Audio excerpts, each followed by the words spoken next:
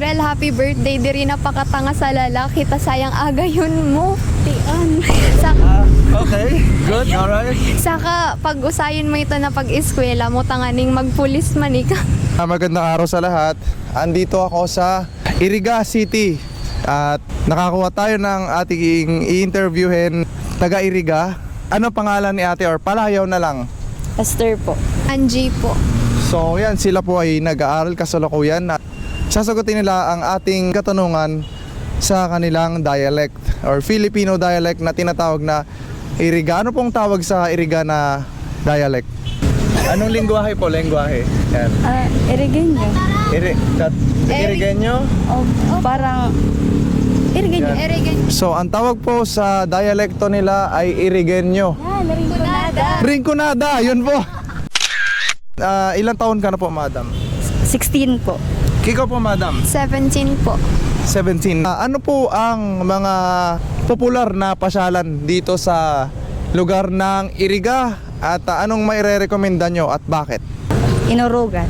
Lurugan. Bakit po? Ay, Norugan po kasi doon po yung may mga stairs, mga hagdan po na lampas po 100. Oh, doon ba, nakikita yun ba yung natatanong ko doon? Yes po. Okay. Yung doon ay hindi po siya natatanong. Yung may Ilian naman po kasi Ilian yun. po Yung isa din po yun sa Isa yun sa tourist Opo, attraction. sa ano po, Ilian. maganda po sa Ilian kapag po gabi. Anong Kasi meron may- po doon? May mga lights. Kasi kapag po pumunta ka po doon sa Ilian, makikita mo po yung kagandahan po ng tanawin ng Iriga City. Mataas po ba siyang lugar? Mataas siyang lugar? Ay, opo. Mataas. So itong Iriga City ay dinayo natin. Nakita natin may kabundukan. Ano pong pangalan ng kabundukan na natatanaw namin kanina doon? Yan po ba yung Isarog? Isarog po siya. Hindi, Asog po. Mount Asog po. Yun guys, so ang nakikita naming bundok ay hindi Mount Isarog kundi Mount Asog. So correction lang kanina kasi akala namin Mount Isarog. Ano naman po ang food or delicacies na pwede nyong maipagmalaki dito sa Iriga? Kat nga pong gulay. Po? Kat nga. Ginataan pong katnga. Katna. Ano Nga. pong binubuo po ito ng ano ingredients? Iriga. Paano? Niyog. Gata. Gata po Gata. ng nyog, tapos Tapos po yung- binilad po na katnga na Okay. pinag... ano ba tawag?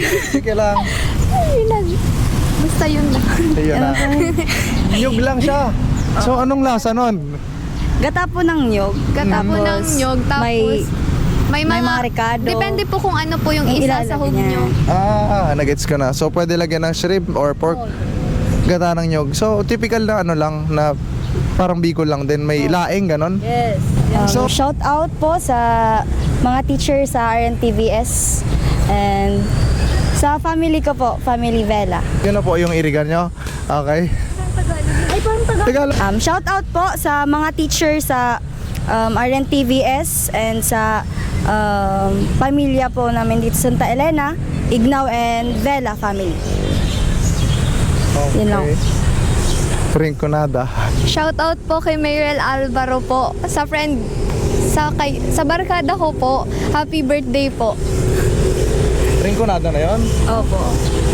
Ayun. So parang naiintindihan ko naman pala, hindi naman mahirap ang Rinconada. Siguro po yung accent po kasi ng ng Iriga. Iriga, parang parang yan, po. yung gupo, like parang Sige, Irigate. Okay. like parang diri, parang ganun, parang aggressive na may Sige, tika, hindi ka na May magtagalog. pagkamakisig po. yan, may pagkamakisig. Paano nyo sasabihin yung Like, pagkamakisig? sa Bert, Iriga?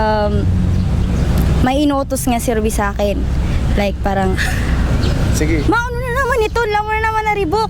Maray na Aldo sa ngamin na taga Albay, sa Metro Manila, and sa sa ngamin na taga ngamin na Ilocano.